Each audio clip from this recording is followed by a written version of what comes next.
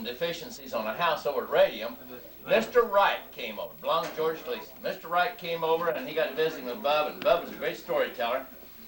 And Bub knew him as the music teacher at Radium High School. So Bub said, "Oh, Mr. Wright, you probably don't know, but I play the trumpet, and I play it beautifully." And he said, "But I don't have a whip." Mr. Wright said, "Oh, Russell," he said, "I love a trumpet. It's my favorite instrument. I'll go get one." And so Bub didn't know what to do, so he just remained quiet and he kept hammering, and Mr. Wright comes back with the trumpet and he said, "Russell, here's the trumpet. And I just want you to play. I love to hear the trumpet." And Bub said, "Well," he said, "I'd be glad to do that, Mr. Wright, but," he said, "I'll tell you what, I'm being treated for trench mouth." With that, Mr. Wright said, "Well, I really appreciate your integrity, your honesty. I don't want you to play my trumpet. I just love to hear you play." I'll vouch for that. Mark? Bob 19 is took a lawyer to 2. Yeah. It's dishonest, but I'll vouch for that story. You got He was there. story, Larry, about One more fact, though, something many of them heard it in Bub told, and I still love the and you had best to of all bring his his dad stories. back to get back in high Pete school. Diamond So first he had wouldn't his go to store in Suffolk with sewers. Granddad, so he brings my dad back. Crackers Larry, I want to and tell barrels, To get him not back in in high packages school. like Well, you to see get it him back now. in good graces. So this But man Larry came don't in and remember. got some crackers. It was the story of Pete Diamond's store. In the old days, they used to bring stuff in bulks, and they had a big barrel of crackers. And this lady come in and got her crackers and went home. And she come back the next day and she says, "Pete, I found mouse droppings in my crackers." And Pete scratched his head and he says, "I don't know how, ma'am. That's where the cat sleeps." Very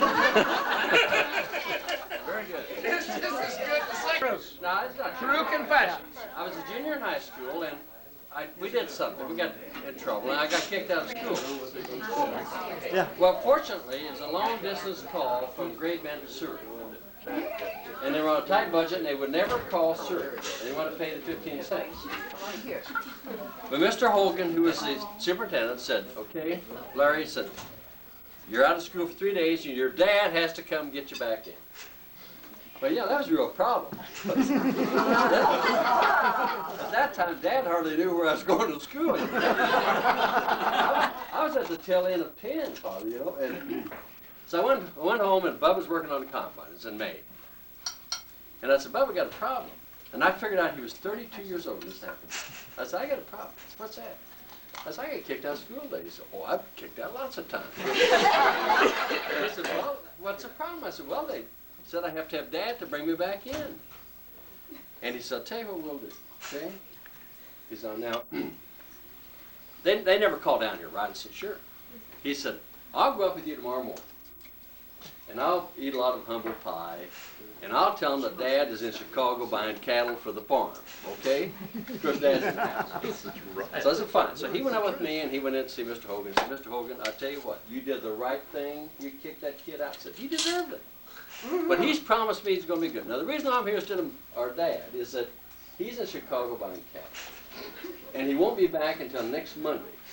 And I didn't think Larry should be out of school till then.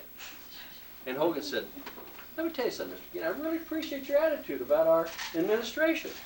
He said, "I think that's great that you appreciate the fact that we were trying to discipline your brother." And he said, "Boy, you did the right thing." He said, "Well, let your brother..." Sorry, he said, "Well, you're back in school, Keenan." He said, "Now, don't any more of that trouble. Behave yourself." I said, "You're on." And I said, "When my dad gets back to Chicago, I'm sure he'll call you." But he didn't get back. He's still in Chicago. Is that the same night you got swimming in the swimming pool with Clover Plattner?